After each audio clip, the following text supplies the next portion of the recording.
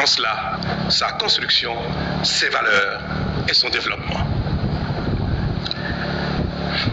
Quant à ceux d'entre nous qui restent désespérément accrochés à notre passé révolu ou qui peinent à s'arrimer à la dynamique en cours, je prie le ciel de leur accorder la clairvoyance, l'altruisme et l'humilité nécessaires à leur ralliement afin que leur frustration, justifiée ou non, cesse de nous diviser. Car notre Bénin commun restera éternellement notre maison commune. Nos divergences ou insatisfactions des temps présents ne doivent en aucun cas compromettre l'intégrité de la nation et son avenir. Les élus, mal aimés d'aujourd'hui, passeront. Et ceux de demain ne manqueront pas de corriger les erreurs commises et de remédier aux insuffisances. Que chaque citoyen béninois accepte donc de venir boucher de ses doigts les trous de la jarre trouée afin qu'elle abonde de richesses pour nos enfants et petits-enfants. C'est bien le symbole de ces lieux, Monsieur le Président. Mesdames et Messieurs les députés, pour ce qui restera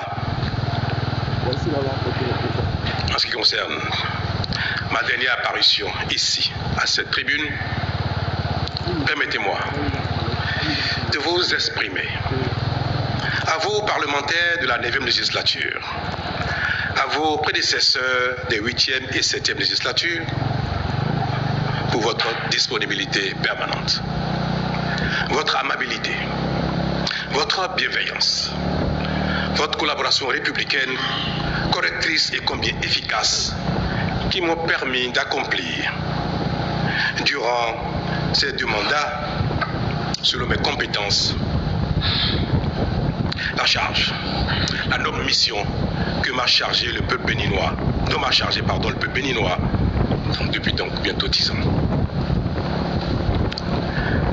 Vous prenant encore une fois à témoin, je voudrais exprimer à toutes les Béninoises et à tous les Béninois de l'intérieur et de l'extérieur, de tous les âges et de toutes conditions, ma reconnaissance infinie pour l'honneur et la confiance qu'ils m'ont fait en me confiant durant 2 mandats successifs le destin, la direction de notre beau et grand pays. Je veux leur dire que j'ai pris et gardé tout le long des 2 mandats la mesure de leur attente, que j'ai donné le meilleur de moi-même.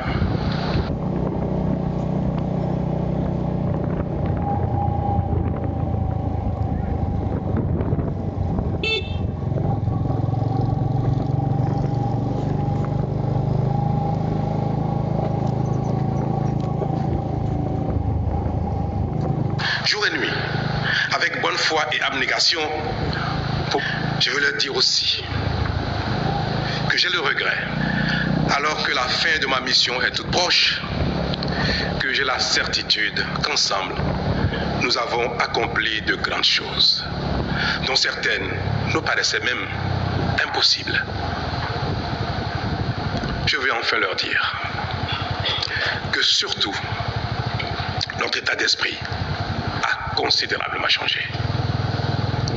Que désormais,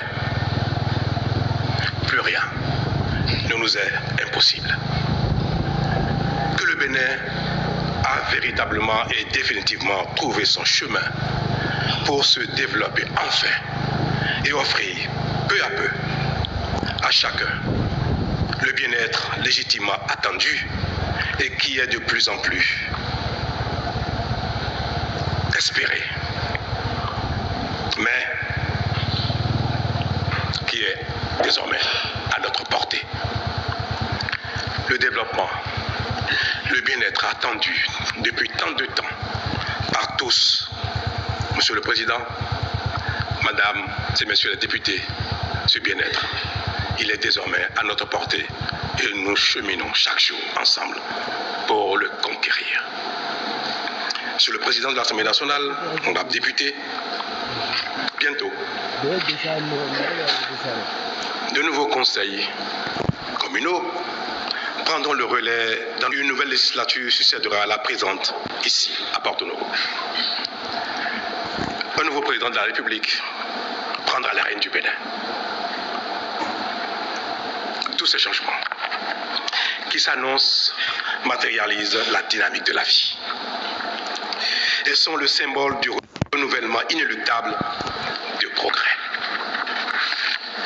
Les élections générales qui, à cet effet, se préparent seront paisibles et sereines parce que chacun, quelle que soit son appréciation et son appartenance, aura compris que le seul véritable enjeu, c'est le Bénin.